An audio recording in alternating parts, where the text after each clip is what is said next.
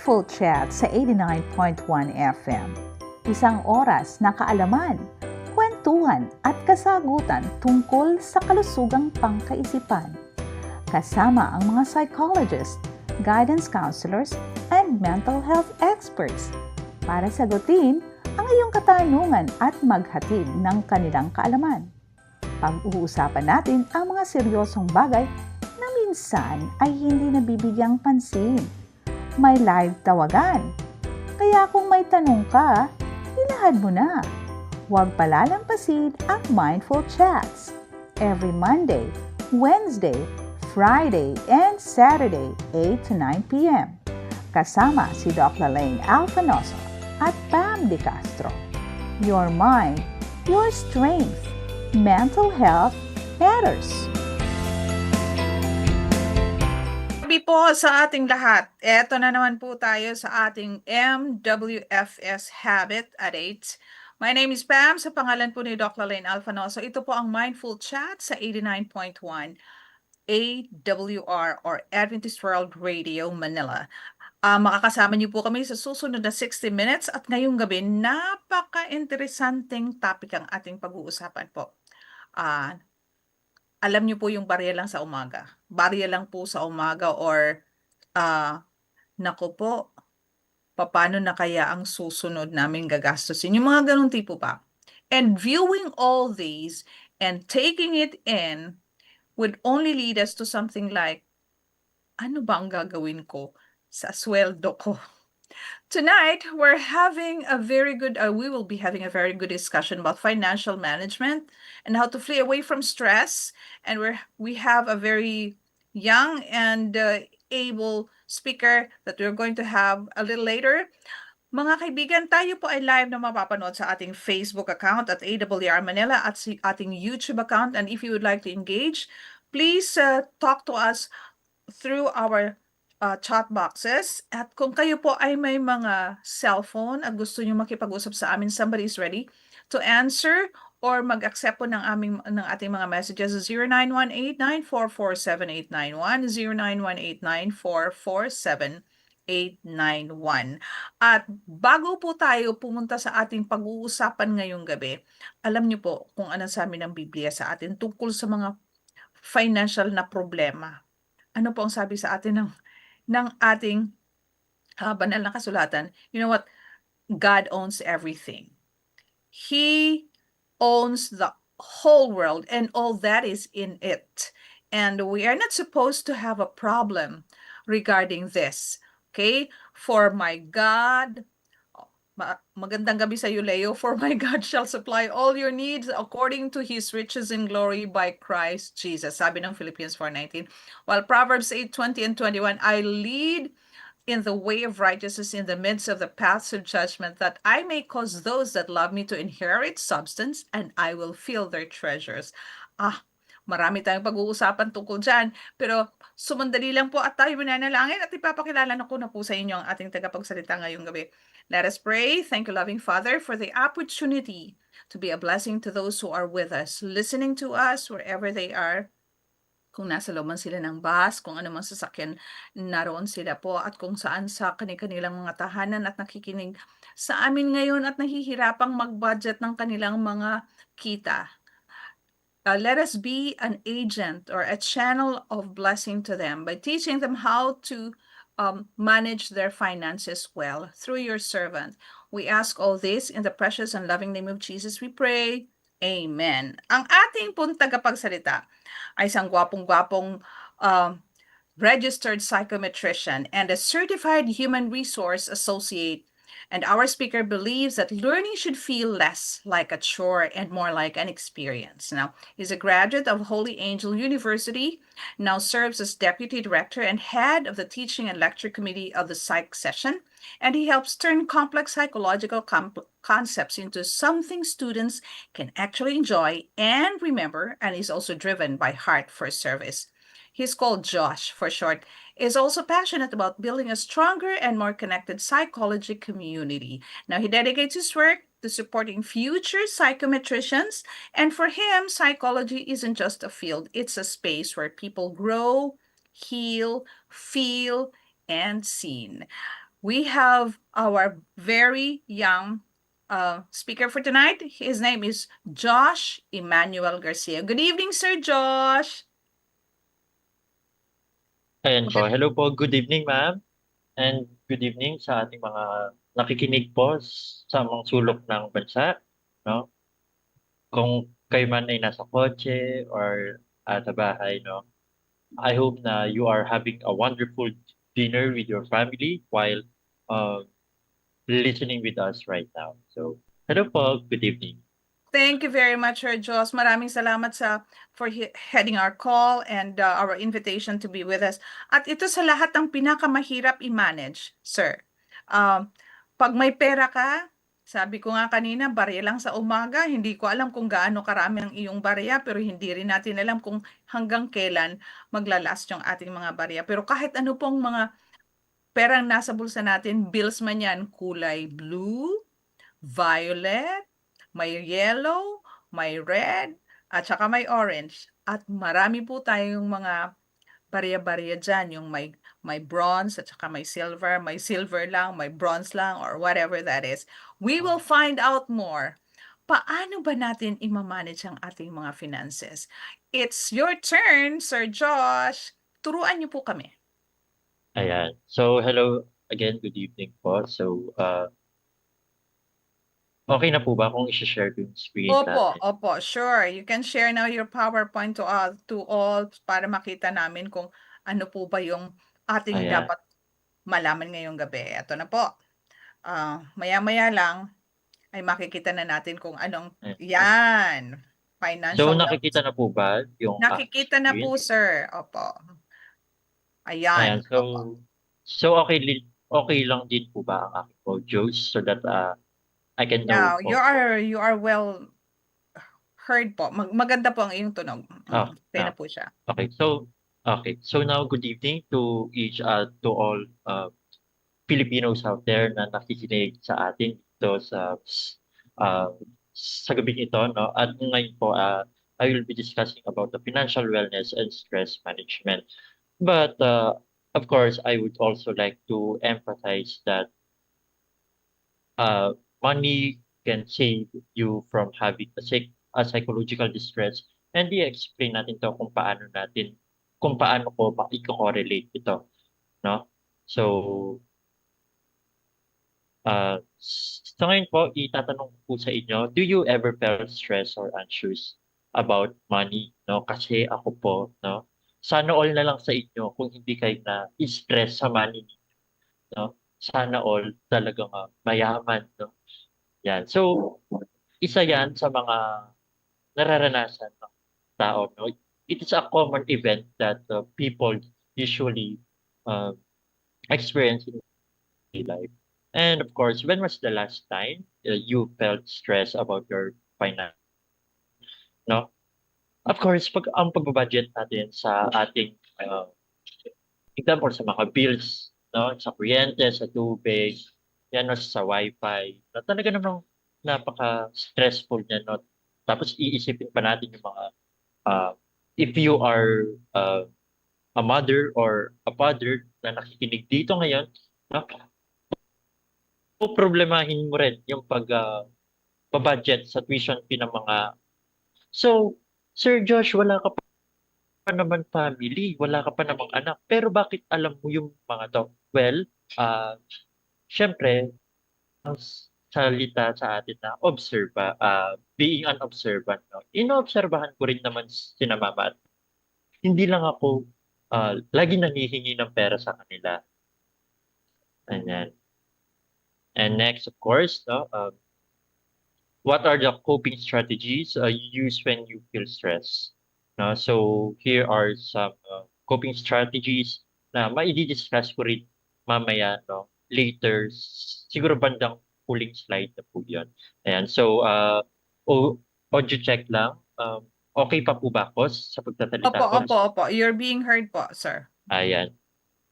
Now, dito naman tayo dadating sa financial stress, no? Ito ang talagang kailangan, no, buksan natin ang ating mga tenga upang tayo, no, ay maging well-informed pagdating po dito sa pera. No, para nang sa gano'n, no, is maiwasan natin ang anxiety, ang possible depression, different kinds of depression na pwede nating maranasan, no?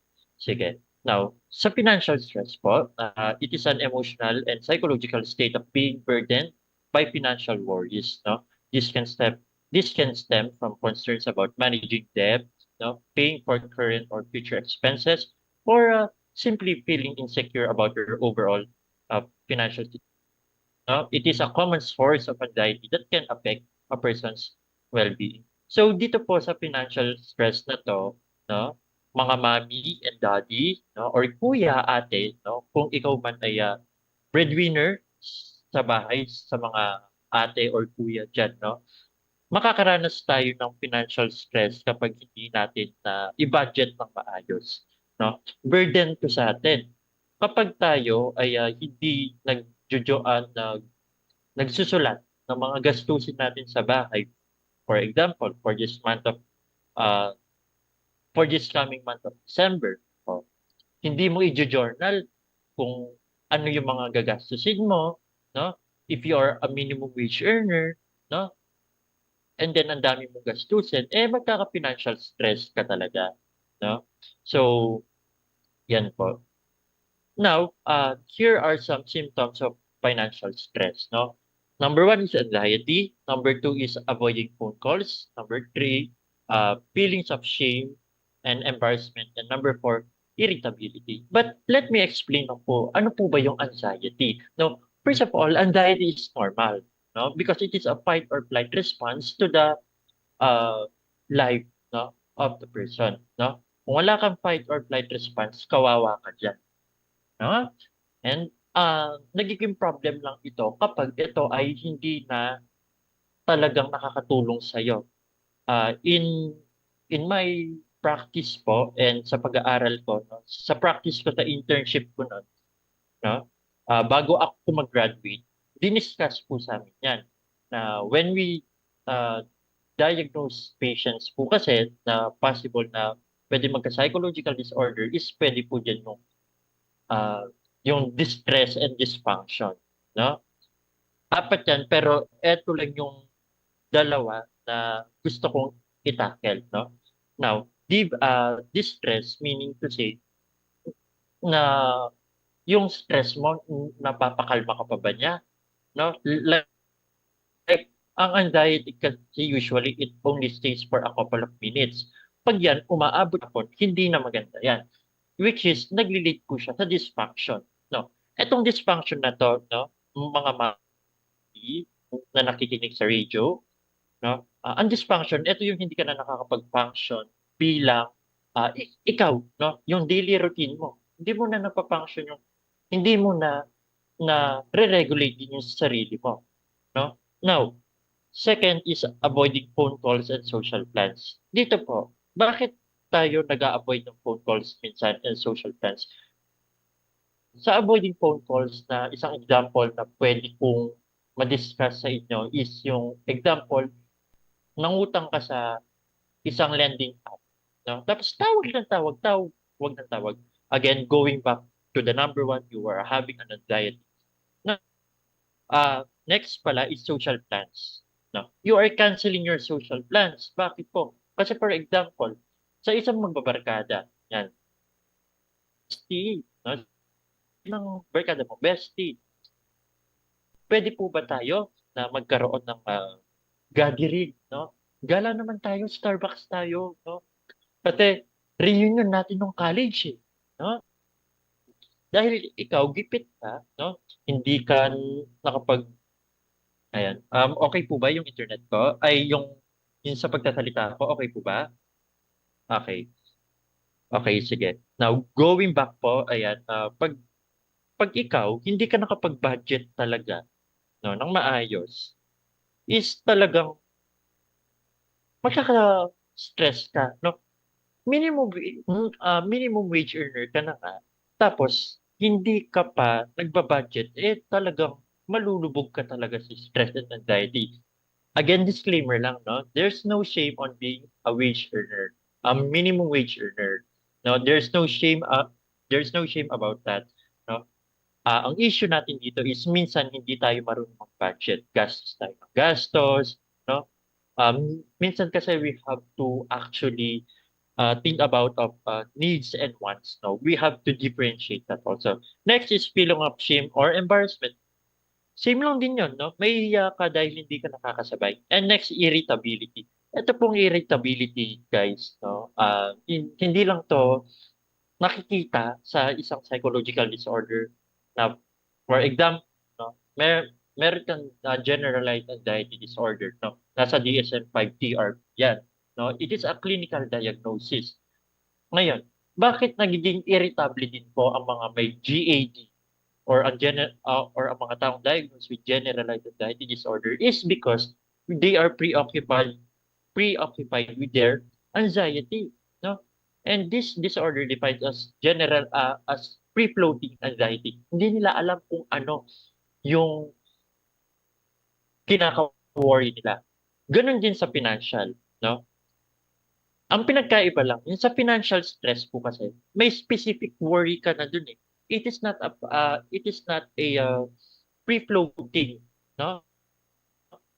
It is anxiety na, financial anxiety kung tatawagin, di ba? Ganun siya, no? Kaya, nagiging irritable tayo. Okay? Sige. Next, the impact of financial stress to well-being.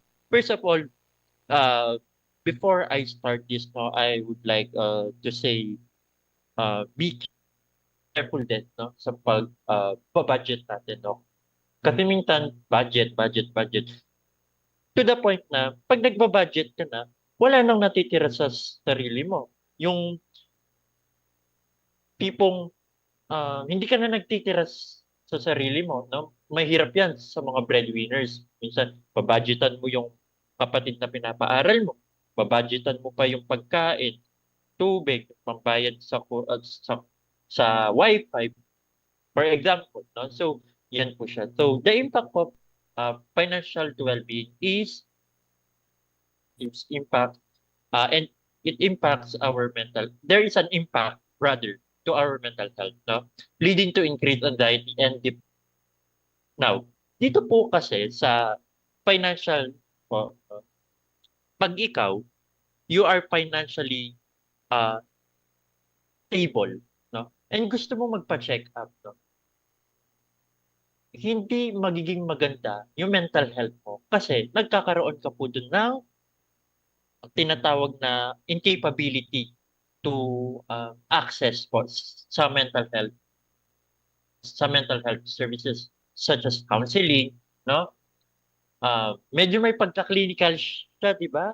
Pero at least etong financial stress na to, may connection siya na to the point na nagro-root siya ng anxiety, no? Or other psychological disorder. For example, yung nandito na lang sa PowerPoint, depression.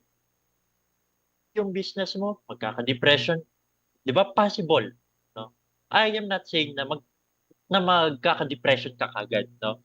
Because in terms din po pala sa depression, meron tayong tinatawag na major depressive disorder, no? Pero, i-discuss ko ito mamaya. Sir Josh, bakit mo to binabanggit, no? Kasi pag-uusapan din po natin mamaya yung health, no? Yung stress and health, no? Sige. Now, it is also a cycle of stress pala. Now, sa financial wellness naman, no?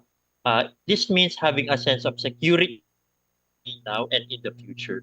It's built on the foundation of smart financial habits like budgeting, yan, saving, and managing them, no? Which can help you avoid the stress that comes with financial worries, no? Dito po sa financial wellness na to, pag ikaw financially stable ka, like in a sense na hindi ka nalulubog sa utang or kung nakakapag-utang ka man, no? Nababayaran mo kaagad kasi you are literate in budgeting, no? Ganun, you have an idea pagdating sa budgeting na ganito, no? Which can help you to avoid stress naman talaga, no? And ang dami na natin iniisip, di ba? yung problema sa pamilya, iniisip na natin 'to, 'no? Kung wala kang financial wellness, yung problema mo sa pamilya, dodoble 'yan, 'no? Kasi again po 'no, may mga cases po ako na nakikita na based on my observations and sa mga naririnig kong stories na yung babae, iniiwan si lalaki. Bakit? Kasi hindi na po kayang tustusan ni lalaki si babae.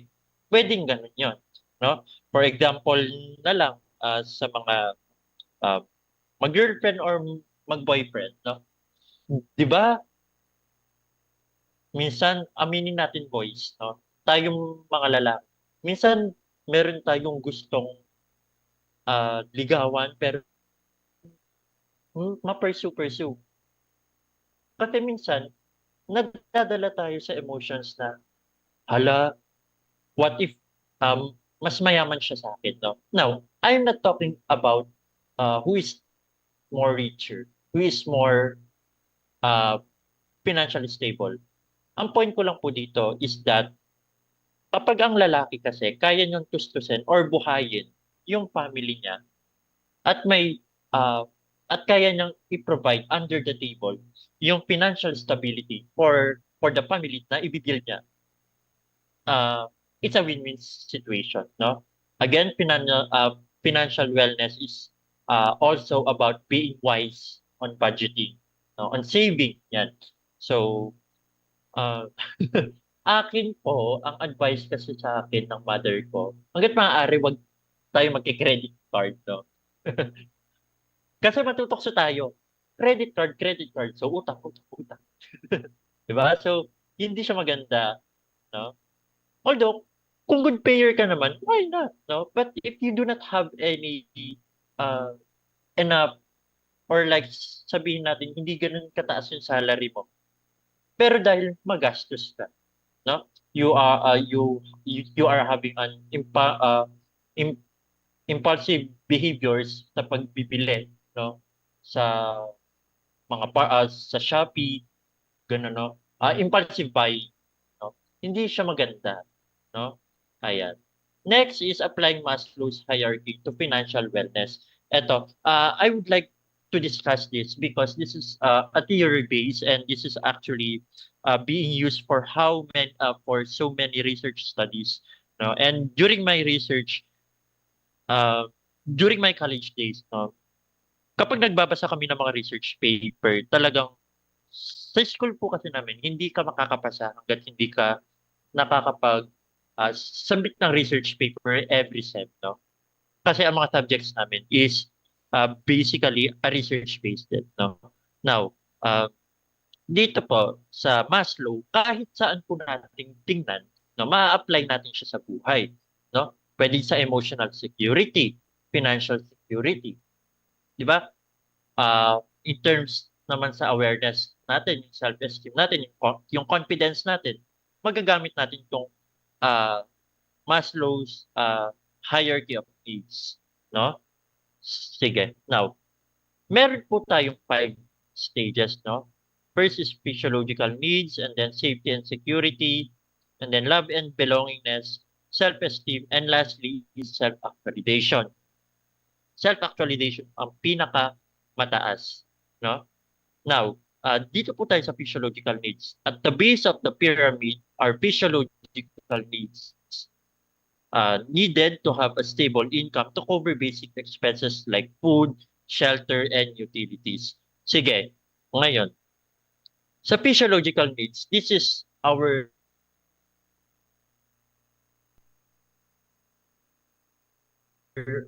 every natin sa family natin 'no, or kung ikaw 'no is, nagbabalak ka magka-family in the future or in the near future 'no, eh, ayan, s stable na po ba yung aking boses? Ayan, Opo, napapansin ko po kasi medyo nawawala-wala ako. Okey na po opo, ba? opo. Ayan, now Pakiulit lang pagdating sir po kung sa ano po yung mga physiological needs natin in the family, what are the basic needs that we have in the family, sir? okey po. So, thank you for that 'no. Okay po. Dun pala ako naputol, okey sige. So sa sa hierarchy of needs ni Abraham Maslow, meron tayong physiological needs, safety and security, love and belongingness, self-esteem, and self-actualization. Self-actualization is yung pinaka-highest po sa hierarchy na to. Now, dito tayo sa baseline, sa physiological needs. At the base of the pyramid are physiological needs, no? Needed to have a stable income to cover basic expenses like food, shelter, and utilities, no? Kasi sa physiological needs, ito yung literal, ito yung tutulong sa atin to survive in everyday life, no? Pag ikaw, gutom ka, no? Yung utak mo, yung cognitive functions mo, hindi maayos ang pag-function yan. Gutom ka eh. Di ba? Now, makakapag-decision ka ba ng maayos? Or like, for example, sa school, no? May ginagawa kayong project, no? Makakapag-decision ka ba ng maayos? Hindi, kasi gutom ka, no? So, yan ang physiological needs. Kaya pinakababa siya. Kasi yan yung pinaka-inuuna natin sa lahat. Yan ang priority natin. Okay? Sige. Next is the safety needs, no? Physiological needs are met, we can establish an emergency fund, secure insurance, and be ready for unexpected events, no? Now, dito po kasi sa safety needs na to, kailangan talaga, no, meron tayong nakatagong pera, no? Guys, hindi porket marami ang ipon natin, hindi porket mataas yung sweldo natin, no? Let's say for example, kumikita ka ng 500,000 per month, tapos hindi ka naman nagba-budget, impulsive buyer ka pa, no? Impulsive customer ka sa mga sa Lazada, no? Or sa Shopee or any other online app as yung mga nagbebenta ng ganyan. Actually, no, wala ka pa rin security doon. Next, secure insurance. Mahalaga po sa atin ang insurance kasi unang-una po sa lahat, no? Ano ba ang mga nasa insurance? Death insurance, life insurance, no? Pag ikaw hindi mo inasikaso tong insurance mo, dun na lang tayo sa death insurance, no? Ayaw ko naman dumating sa punto na kapag nasa death insurance ka na, ibig sabihin po doon, yung mai-stress mo pa yung mga nasa paligid mo, no? Mai-stress mo pa yung mga iiwanan mo, no? Hindi po siya maganda and it really affects the mental health of the person, no? Nagluluksa na nga, nagigrief na nga yung tao. Tapos bibigyan mo pa ng financial burden. 'Di ba? Ang daming ganyan. Sige. And next, be ready for unexpected events. Always allot some monies for emergency purposes. Okay? Ayan. And of course po pala, no, when we, sa mga katulad ko, na nagja-job hunting, no, dapat pala, ang hinahanap natin, yung company na may insurance, no? Yung nagbibigay ng insurance kasi it gives us an, financial supported, no, sa atin, no? Yes, sir. At 8:33 in the evening, makat ko lang si sir. We are discussing financial management and stress management as well, sir, 'di ba? And we are Yes. now discussing Abraham Maslow's hierarchy of needs. Yes, And you're yes. listening to Mindful Chats on AWR 89.1 FM. If you want to engage in our conversation, kami po ay live sa aming Facebook account at sa aming YouTube account. Pwede pa kayo magpadala ng inyong mga katanungan patungkol po sa financial management and stress management at the same time. Only here po on 89.1 AWR Manila, okay? Nandito na po tayo sa financial security na dinidiscuss po ni Sir Josh. Sir Josh, ano po ba itong love and belonging needs at saka itong self-actualization? Paki-explain nga po sa amin. Okay. Dito po kasi sa love and belongingness, no, if you were able to fulfill this sa hierarchy of needs ni Abraham Maslow, it means to say, no, na family mo sa'yo, no? For example, sa isang married life na lang po, no? So, again, hindi pa ako pamilyado pero yung mga natututunan ko rin po sa family ko na kapag nagtutulungan ng couple na talaga namang ito po yung makakasiguro tayo na nagtutulungan din sila sa finances, no? Hindi lang sila yung hindi ka kasi mapapakain ng puro lang pagmamahal, no?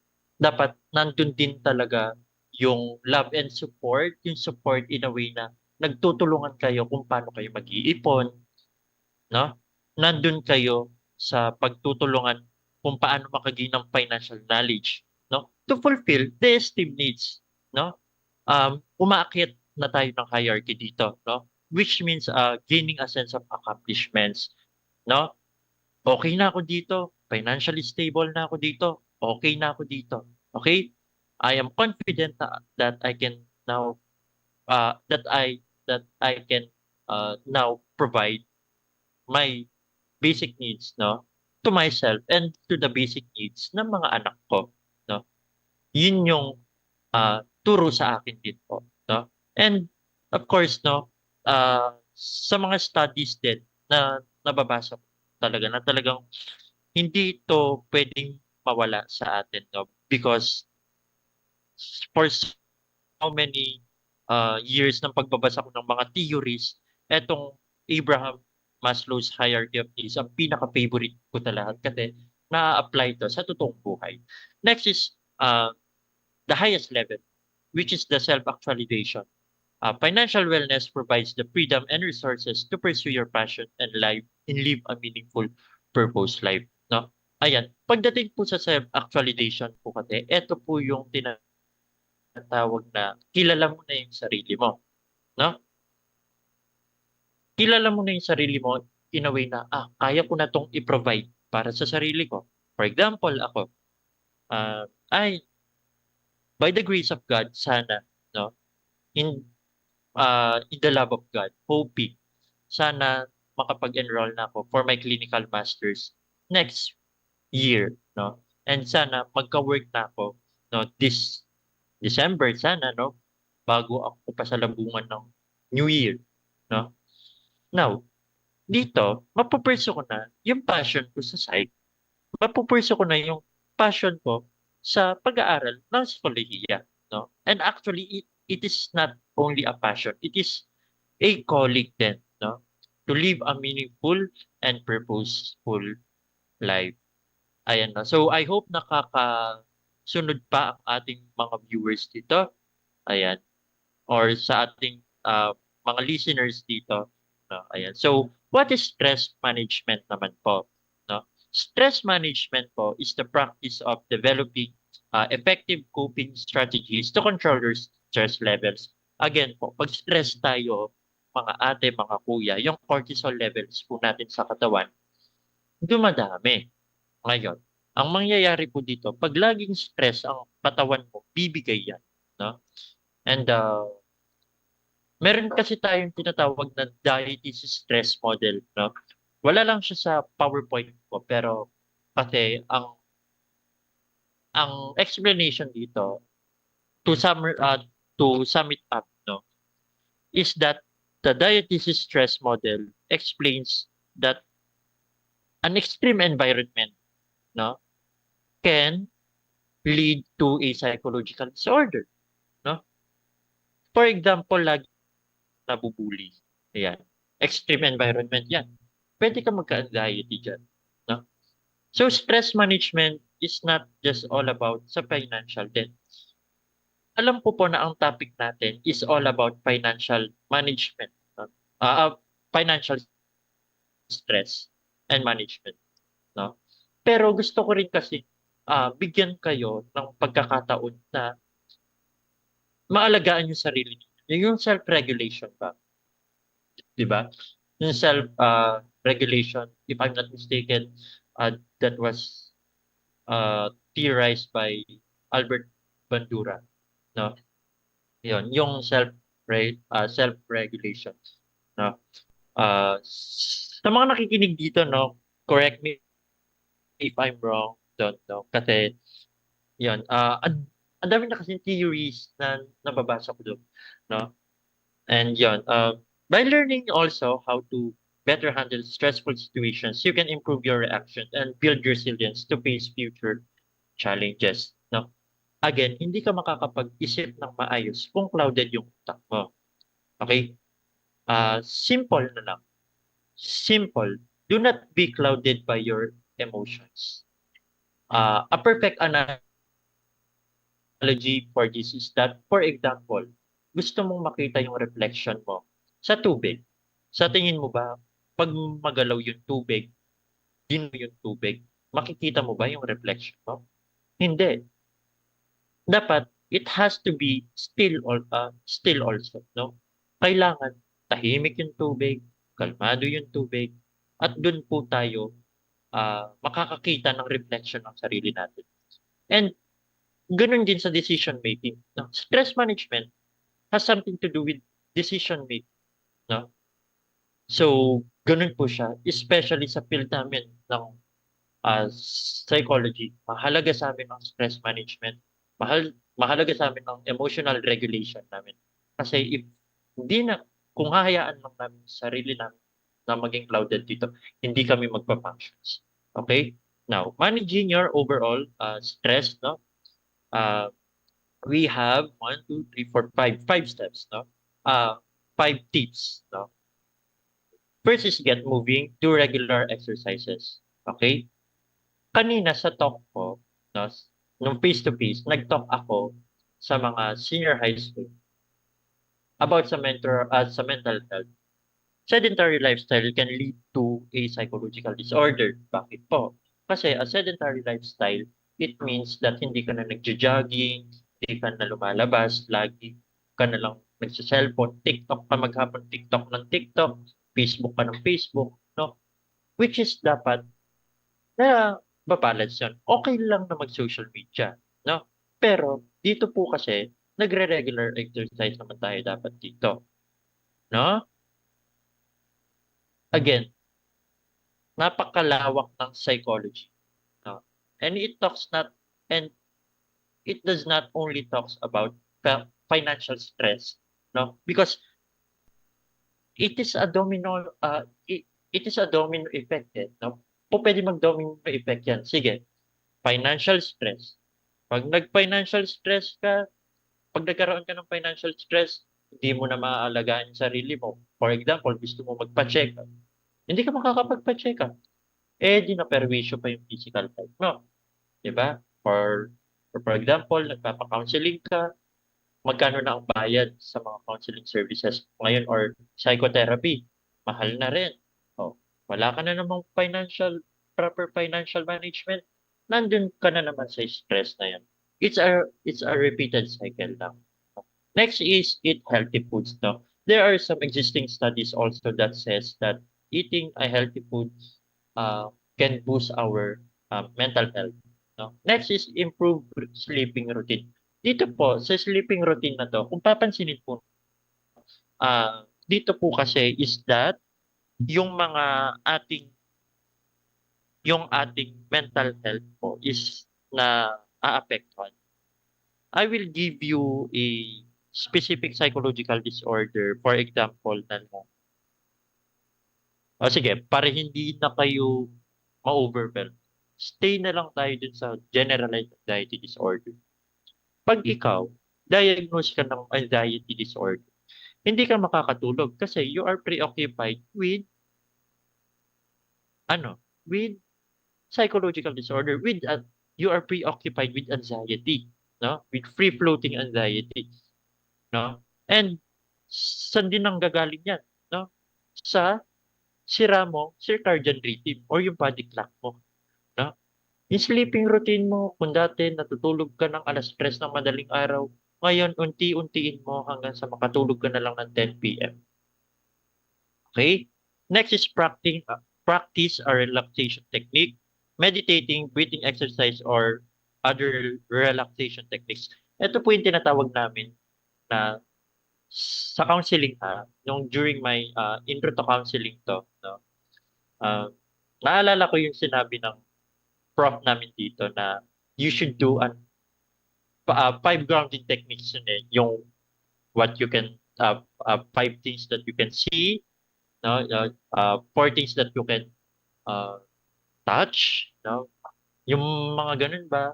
No? Yung three things that you can taste, yun. Yung mga ganun ba? No? Being present, no?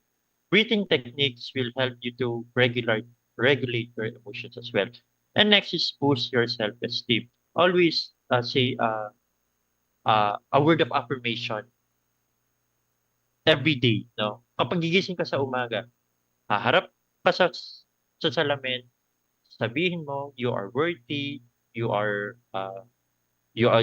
worthy, ano pa ba? You are loved, no? You are uh, you have a purpose to other people. So yun po siya. Next is the relationship between financial wellness and of course uh, the relationship between financial wellness and stress management. Okay, bibilisan ko na lang po to kasi baka magkulang tayo sa oras. Now, the relationship between money and mental health runs both ways. There's a strong two-way relationship between your mental health and your finances. Again, to sum it up na lang, sinabi ko na ulit kanina yan. No? A worse financial situation is often associated with a declined mental health, which can lead to increased stress and anxiety. Kung nakikinig po kayo or kung napakinggan ninyo talaga ng maayos, mga sinasabi ko kanina, actually ulit-ulit lang yan. No? Okay. Money can't buy you happiness. At some point, pwede, but money can help you to find peace. No? Sige. Next, yan po. Ang last po is money and mental health are deeply connected. Number one, financial stress and well-being. Poor financial situations often lead to a decline in mental health, resulting in increased stress and anxiety. Ulit na lang yan na nababanggit kanina, pero okay lang para nare-remind tayo. Mental health affects financial decisions. Again, no, nakasulat din to sa DSM-5 na nagkakaroon tayo ng cognitive dysfunctions pag tayo ay nagkakaroon ng psychological disorder. No? Ayan, no. For example, sa dalawang uri ng depression, persistent depressive disorder or dysthymia, pwede tayo magka-cognitive dysfunctions doon. Hindi tayo nakakapag-decision maayos. Ganun din sa MDD or yung tinatawag na major depressive disorder. No? Sige. And next is prioritizing both is key to a healthier, more stable life. Ayan. Improving your financial wellness can be a powerful form of stress management. No? And effective stress management can give you the clarity needed to improve your finances as well. Now, dito po kasi no, dapat balance tayo. No? Binabalance natin yung mental health natin at binabalance natin yung financial stress natin. Financial natin. No? Again, paalala ko lang sa inyo, gumastos ng naayon sa kakayahan, gumastos ng naayon sa budget. Hindi yung gagastos ka kasi you want to impress your friends. No? Sa akin, turn off yon actually. Sa akin, turn off yon mapa-romantic relationship man or friendship, no? Or sa platonic relationship, no? Kung hindi mo kaya, okay lang, no? Hindi mo ikakababa ng pagkatao yon, no? Kung short ka ngayon, okay lang yan, no? Kasi I understand we understand na hindi sa lahat ng oras haya-hayang buhay, no? Correct. That's correct, sir. And very well said yun, sir. Pa? Correct po yun, sir. Yes, Thank no? you very much, sir. So we have only 5 minutes before our time is up. Thank you very much, sir, for letting us know or enlightening us about financial management and stress management. And we are very grateful tonight because we are also blessed with someone who joined us here. Pwede niyo na po, sir, tanggalin po ang ating PowerPoint. Okay. Sige Thank you po. very much. We're saying hello to our friends who are online right now. We are saying hi to all those who are shout out po sa mga nag-watch po sa ating sa Facebook Live at saka sa ating YouTube account. Eto na po, meron po tayong napaka-special na guest ngayong gabi at tatanungin ko to talaga, hindi ko to pwedeng palagpasin at 5 minutes before our time is off. Sir Josh, we have here our president for AMHA. Yan. We have here Dr. RJ Guanco. Good evening, Doc. Yeah. Good evening, Ma'am Hi, Pam, and Doc. good evening, Good Sir evening po. Josh. Nice to Magandang meet gabi sa iyo, you. Hello Doc. po. Magandang gabi. I'm so happy to be here, and thank you so much for your presentation, Sir Josh. It was enlightening, as well as I've learned a lot from how you presented the concepts of financial management. Sir Doc, ayan. Sir Doc ang tawag ko dito kay sa doktor na gwapo. We would like to have you our last takeaway from you for tonight, our Oh. financial and how you balance financial and the stress management. How do you go through it in the light of the in a biblical perspective po, Doc? I think it was already highlighted by Sir Josh about Opo. the management of money, and then some financial concepts on that, and stress management. But I'd like to highlight more on being good stewards of God. Stewardship starts with acknowledging that money, the time, the talents, lahat po ng mga meron tayo belongs to God. If you will read the Bible in Psalms 24 verse 1, the earth is the Lord's and the fullness thereof. So ang nagmamay-ari po ay ang Panginoon. And I hope that from this evening's presentation with Sir Josh, maintindihan po natin that we manage our resources wisely and intentionally. Budgets, plans, and we make thoughtful, conscious decisions instead of acting on impulse. So we need to be diligent with whatever we do and live within your means. Avoid unnecessary debt. As what I've heard a while ago, about the credit cards, it's if you cannot really use it properly, then do not use it. Something that is also very important to note also would be, we need to be faithful in small things, because if we are consistent, honest, and disciplined, and use what God gives, we'll be more blessed. We need to practice generosity and also a willing heart, and so that we may be able to bless more people. So, nawa po sa ating mga tagapakinig ngayong gabi, nawa ang binigay ng Panginoon na mga kayamanan sa atin, those are just temporary treasures that are with us, that are given to us. And I hope we'll be able to do more, na magamit natin ang ating resources wisely. Magamit natin siya for His glory, and so that we may be able to help more people through our kindness, through sharing, anything. Kung mayaman ka, and then you can share, you can give more, because it is not our own natin property. Ito ay pag-aari ng Panginoon. So you use it wisely. Kapag hindi natin ito ginamit ng maayos, or hindi natin nagawa ng paraan na magamit ng maayos, something will happen in our money. Bigla na lang yan mawawala. You don't even notice na nawala na pala ang pera mo. Right, cool. Thank you, Doc. Everything that you have said tonight, I'm sure na malaking tulong sa ating mga tagapakinig.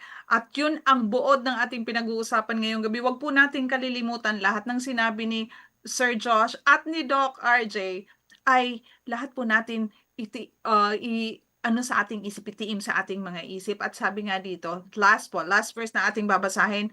I was given only 2 minutes. Sabi kanina ni Leo ay meron tayong 5 minutes. Alright, so Proverbs 3:9 reads, honor the Lord with thy substance, and with the first fruits of all thine increase, so shall thy barns be filled with plenty, and thy presence shall burst with new wine. Alam niyo po ba na kapag acknowledge natin muna ang Panginoon, hindi po tayo mahihirapan sa ating pagmamanage ng ating mga pera, at especially so with our stress also. Give it all to God and He will do the rest for us. But think about what you can do for you. Your choices that you make every day will affect a lot what you are doing for any phase of your life. Maraming salamat po sa ating pag-uusap ngayong gabi. I have 2 good-looking people with me tonight. Sir Josh, maraming salamat po sa heeding our invitation. And of course, our very special guest, Doc RJ. Thank you for being with us, Doc RJ, all the time. No? Isang tawag ko lang, Doc, please. ayan kaagad. Thank you very much. And we would like to invite you to our next session on Friday. We will be discussing suicidal ideation. And that'll be from 8 to 9 again on Friday on Mindful Chats sa pangalan po ni Doc Lalaine Alfanoso. My name is Pam. Sa pangalan din po ni Leo na nasa technical side, maraming salamat sa lahat at makinig po tayo muli at patuloy tayo magtiwala sa Panginoon. Siya lang po ang ating anchor sa ating mga buhay. Good night and God bless everyone.